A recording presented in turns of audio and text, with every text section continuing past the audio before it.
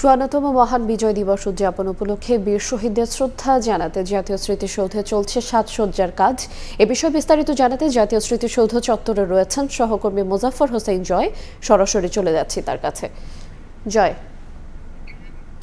আর মাত্র ৩টি প্রহর তারপরেই সেই মহান বিজয় দিবস, যে দিবসটির জন্য দীর্ঘ ২৩ বছর অপেক্ষা করেছিল বাঙালি জাতি।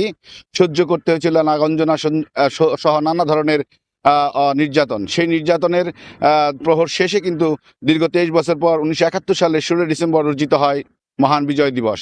সেই বিজয় দিবসকে কেন্দ্র করে সাভারের জাতীয় স্মৃতিসৌধ কিন্তু ইতিমধ্যেই সকল প্রস্তুতি সম্পন্ন হয়েছে।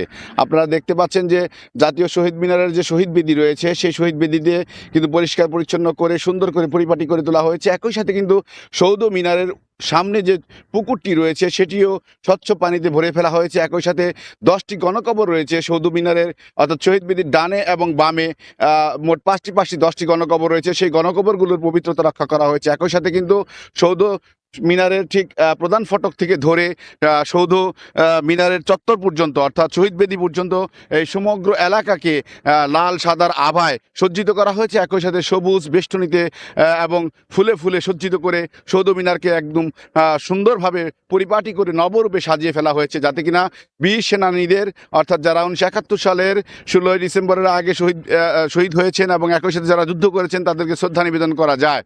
শুধু ৭১ সালেই বীর সেনানীদের শ্রদ্ধা নয়, দীর্ঘ ২৩ বছরে যারা বিভিন্ন আন্দোলনে, শাসনতন্ত্র আন্দোলন, ভাষা আন্দোলন সহ নানা আন্দোলনে যারা শাহাদাত বরণ করেছেন তাদেরকেও শ্রদ্ধাভরে স্মরণ করবে জাতি।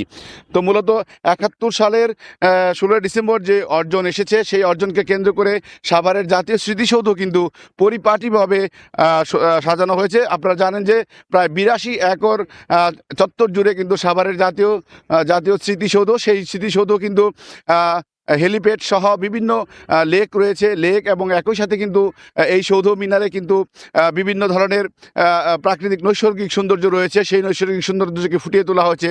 দীর্ঘ ১ মাসব্যাপী মালিরা যেমন কাজ করেছেন, ঘাস ছেটেছেন, একই সাথে কিন্তু রং তুলির আচরে শিল্পীরাও এই সৌধ মিনারকে সুন্দরভাবে পরিপাটি করে সাজিয়ে তুলেছেন। বলে রাখতে চাই, ১৯৭১ সালে ১৬ ডিসেম্বরের আগে দীর্ঘ ২৩ বছর যে স্বাধীনতা সংগ্রামের যে পটভূমি তৈরি হয়েছিল, সেই পটভূমি থেকে কিন্তু আজকে বিজয়ের আনন্দ, বিজয়ের উল্লাস, সেই উল্লাস জাতীয় উল্লাস যেটি হচ্ছে জাতীয় স্মৃতিসৌধে এসে শুরু হবে এবং ৫৪তম মহান বিজয় দিবস উপলক্ষে এই ৩ প্রহর পরেই জাতি শ্রদ্ধাভরে স্মরণ করবে জাতির বীর সেনানীদের। সাভারের জাতীয় স্মৃতিসৌধ থেকে বিজয় দিবসের এই ছিল আমার কাছে প্রস্তুতির সর্বশেষ তথ্য। মহান বিজয় দিবস উদযাপন উপলক্ষে জাতীয় স্মৃতিসৌধে সাজসজ্জার কাজ চলছে। এই বিষয়ে বিস্তারিত জানাচ্ছিলেন সহকর্মী মোজাফফর হোসেন জয়।